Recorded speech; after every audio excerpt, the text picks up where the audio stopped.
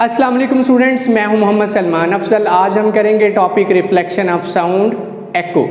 तो बच्चों, इस लेक्चर में आपको मिलेंगे आपके बहुत सारे सवालात के जवाबात। एक बड़े बंद कमरे के अंदर हम बोलें तो हमें हमारी आवाज़ सुनाई देती है। इसी तरह किसी वादी के अंदर हम चीखें बोलें तो हमें पहाड़ियों से टकरा के अपनी आवाज़ सुनाई देती है। टॉल बिल्डिंग्स के सामने बोलें तो हमें हमारी अपनी आवाज़ सुनाई देती है। ऐसा क्यों है? इन सारे सवालात के जवाबात इस लेक्चर में आपको मिलेंगे। तो जो बच्चे इस चैनल पर न्यू हैं वो जल्दी से इस चैनल को कर लें सब्सक्राइब और साथ लगी बेल की घंटी को ज़रूर प्रेस करें ताकि हमारी हर आने वाली लेटेस्ट वीडियो आपको मिल सके। तो बच्चों, इस वीडियो में आपको मैं ये भी बताऊंगा कि ये सवाल किस किस तरह से एग्जाम्स के अंदर आता है, शॉर्ट क्वेश्चन कौन कौन से हैं, और अगर लॉन्ग क्वेश्चन आए तो आप इसे कैसे अटेम्प्ट करेंगे और पूरे नंबर लेने के लिए कैसे प्रेजेंट करेंगे। तो बच्चों, बढ़ते हैं हमारे आज के लेक्चर की तरफ, that is reflection of sound, जिसे एको कहते हैं। तो बच्चों, सबसे पहले बात करते हैं इसकी डेफिनेशन की। When sound is incident on the surface of a medium, it bounces back into the first medium. This phenomena is called reflection of sound. जब आवाज़ एक मीडियम से सफ़र करती हुई किसी दूसरे मीडियम से टकराती है तो टकरा के अगर वो बाउंस बैक करे, उसी मीडियम में वापस आ जाए, तो इस अमल को क्या कहा जाता है? आवाज़ की रिफ्लेक्शन, आवाज़ का वापस लौट आना, या फिर एको। तो बच्चों, इसकी इस तरह से देखें, फ़र्ज़ कीजिए ये मीडियम है हवा, ये हवा एक मीडियम है जहाँ से मैं बोल रहा हूँ और यहाँ आवाज़ जा रही है। अगर आवाज़ इस मीडियम से ट्रैवल करती हुई दूसरे मीडियम के सरफेस पे टकराए और टकरा के वापस आ जाए, मेरे कान में दाखिल हो, क्योंकि कान के ज़रिए मैंने सुनना है, this phenomena is known as reflection of sound. लेकिन हमें रोज़मर्रा ज़िंदगी में रिफ्लेक्शन इस तरह से ऑब्ज़र्व नहीं होती। हम बात कर रहे हैं दोस्त आपस में, हम कमरे में बोल रहे हैं तो हमें रिफ्लेक्शन एको सुनाई नहीं देगी, महसूस नहीं होगी। लेकिन वही कमरा बड़ा खाली हो तो हमें वाज़ेह अपनी आवाज़ 2 दफ़ा 3 दफ़ा गूंजती हुई सुनाई देगी। हम किसी खुले मैदान में बोलें तो हमें हमारी आवाज़ मल्टीपल टाइम रिफ्लेक्ट होकर वापस आके हमारे कानों में दाखिल होगी। इस तरह से किसी वादी के अंदर हम बोलें तो पहाड़ों से टकरा के, किसी प्लाजा मार्केट में बोलें वहाँ भी आपको आवाज़ दीवारों से, मुख्तलिफ जगहों से टकरा के वापस महसूस होगी। सो इसकी रीज़न क्या है, आइए जानते हैं। बच्चों, बायोलॉजिकली मेडिकल फील्ड में ये हमने जाना है कि जब हम बोलते हैं तो आवाज़ सबसे पहले नियरेस्ट पॉइंट हमारे कान में दाखिल होती है। वैसे भी हम जान सकते हैं कि सबसे नियरेस्ट जो उसका पॉइंट है जहाँ उसने दाखिल होना है वो हमारा कान ही है। किसी और तक पहुँचने से पहले आपने आवाज़ क्रिएट की, वो आवाज़ सबसे पहले आपके कान में दाखिल होगी। और जब आवाज़ कान में दाखिल होती है तो कान में दाखिल होने पे कौन उसे सेंस करता है? हम जानते हैं कि कान का पर्दा वाइब्रेट करता है और दिमाग को सेंसेशन दे देता है कि आवाज़ आ रही है। वो दिमाग उसे सेंस कर लेता है कौन सी।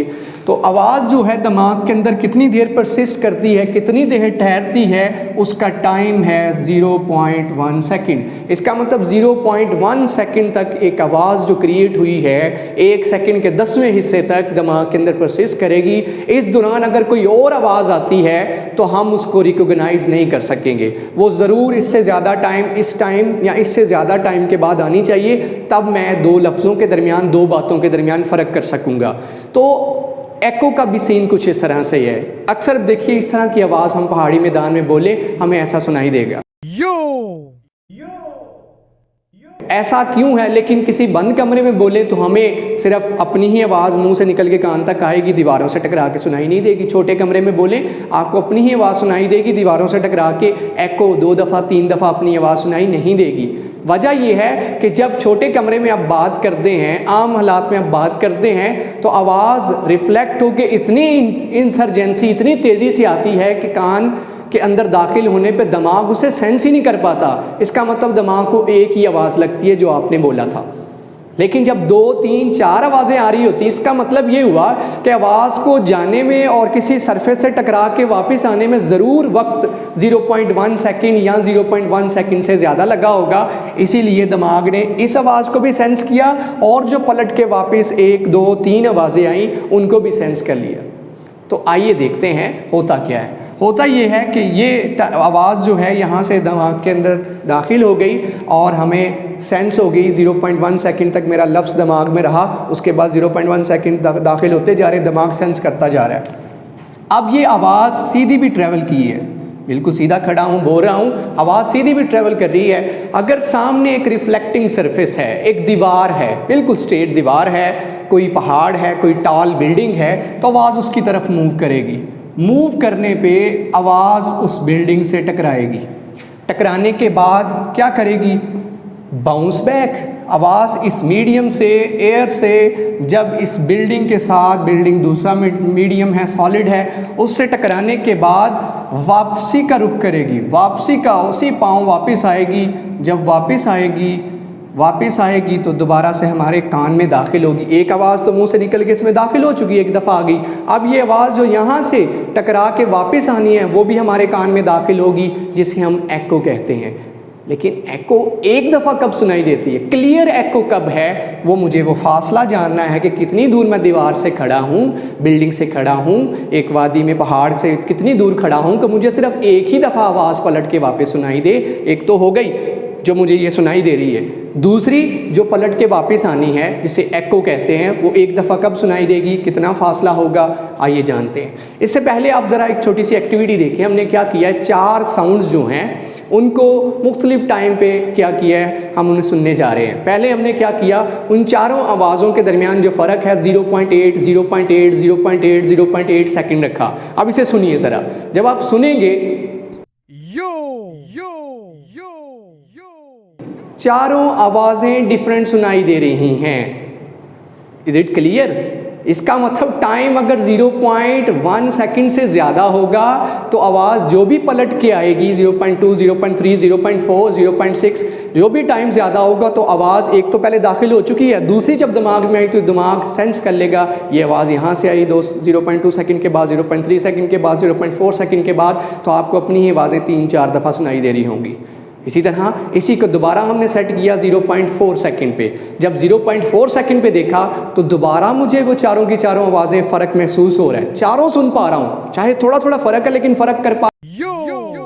जब मैंने टाइम लास्ट पे उन चारों आवाज़ों में 0.0 समथिंग सेकंड कर दिया, 0.1 सेकंड से भी फ़र्क कम कर दिया उन चारों आवाज़ों के दरमियान, तो नतीजा क्या निकला? अब मुझे वो आवाज़ सुनिए ज़रा, अब मुझे वो आवाज़ 4 की बजाय 1 ही सुनाई दे रही है। ऐसा ही कुछ एक बंद कमरे में होता है। जब आप छोटे से कमरे में बोलते हैं तो आवाज़ दीवारों से टकरा के इतनी जल्दी से आती है कि आपको 4 आवाज़ें नहीं बल्कि 1 ही सुनाई। लेकिन वही आप बोल रहे हो बड़े कमरे में, खुले कमरे में कोई चीज़ भी नहीं है, बंदा भी कोई नहीं बैठा, तो वो आपको आवाज़ें 4 सुनाई दे रही हूँ, क्योंकि इस तरफ जाके जब आवाज़ आई 0.2 सेकंड ले लिए, 0.4 सेकंड, 0.5 सेकंड, तो इतनी देर की सेंसेशन वो तो सुन ली हुई है कान ने। इतनी देर बाद जो भी आवाज़ आएगी इंसानी कान कहेगा एक आवाज़ आ गई, 1 eco, 2 eco, 3 eco, 4 eco.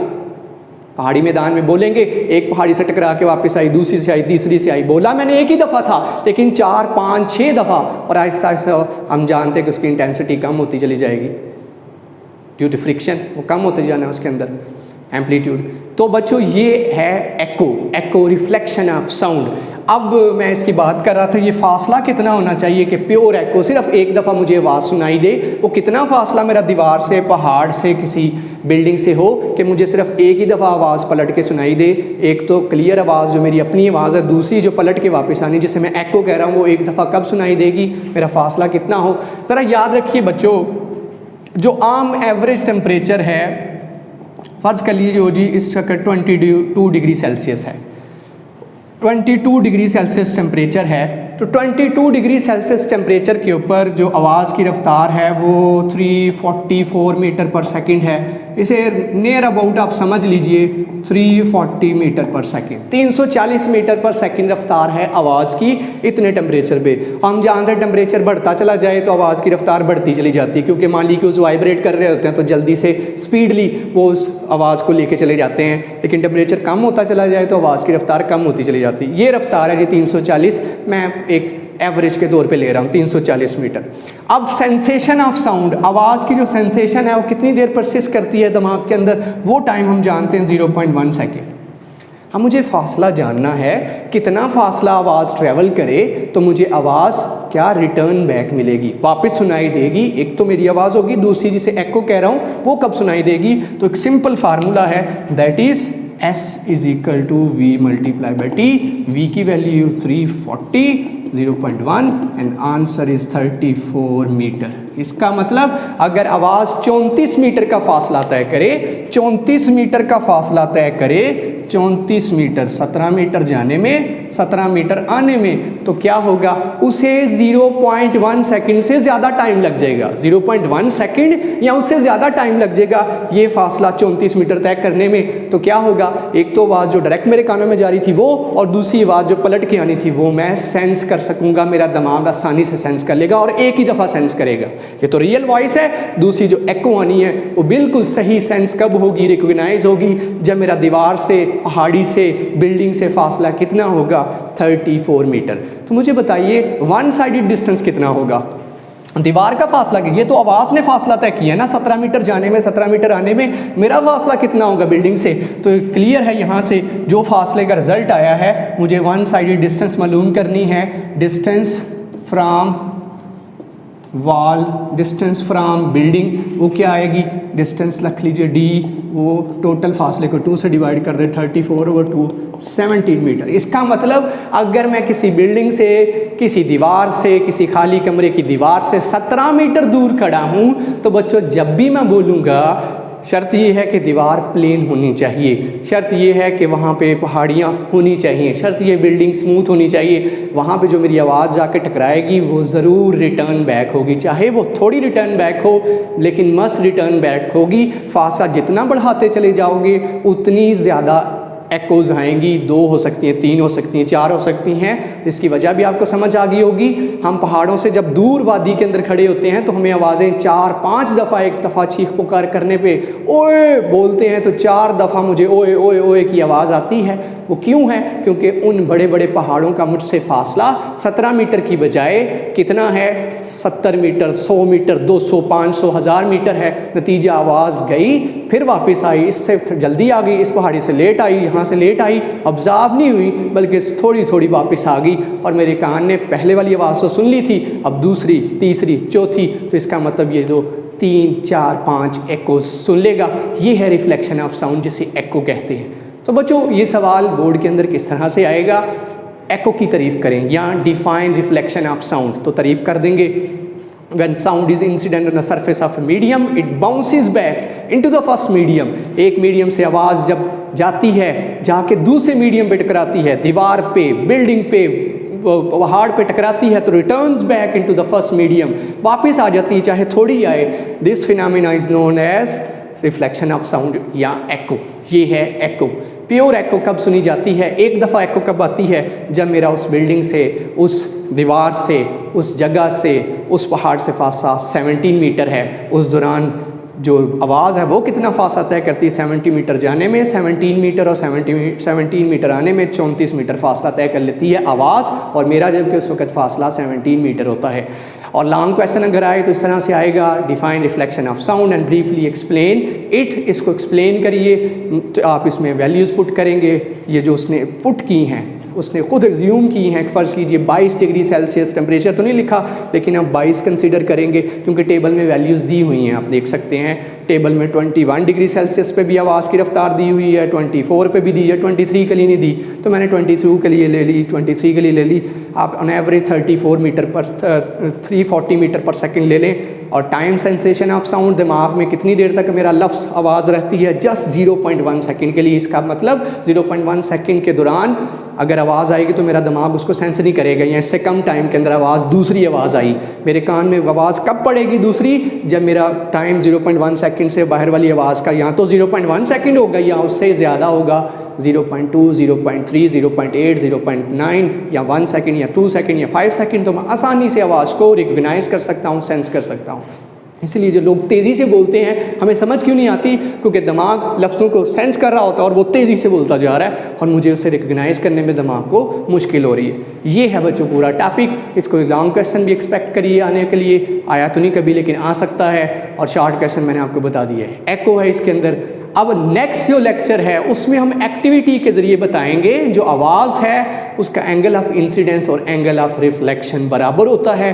Activity perform करेंगे तो नेक्स्ट जो हमारा तो नेक्स्ट जो हमारा लेक्चर है वो आपने ज़रूर देखना है, वो एक्टिविटी के ज़रिए हम आपको ब्रीफली एक्सप्लेन करेंगे कि हाउ जो साउंड है रिफ्लेक्ट्स और एंगल ऑफ इंसिडेंस क्या होता है, एंगल ऑफ रिफ्लेक्शन क्या होता है। इसके अलावा एक और लॉ है जो साउंड फॉलो करती है कि जिस मीडियम में आवाज़ ट्रेवल कर दी है, इंसिडेंट हुई है, उसी मीडियम में वो रिफ्लेक्ट भी होगी, एक ही प्लेन में वो रहती है। तो ये सारा हम नेक्स्ट लेक्चर में प्रूव भी करेंगे।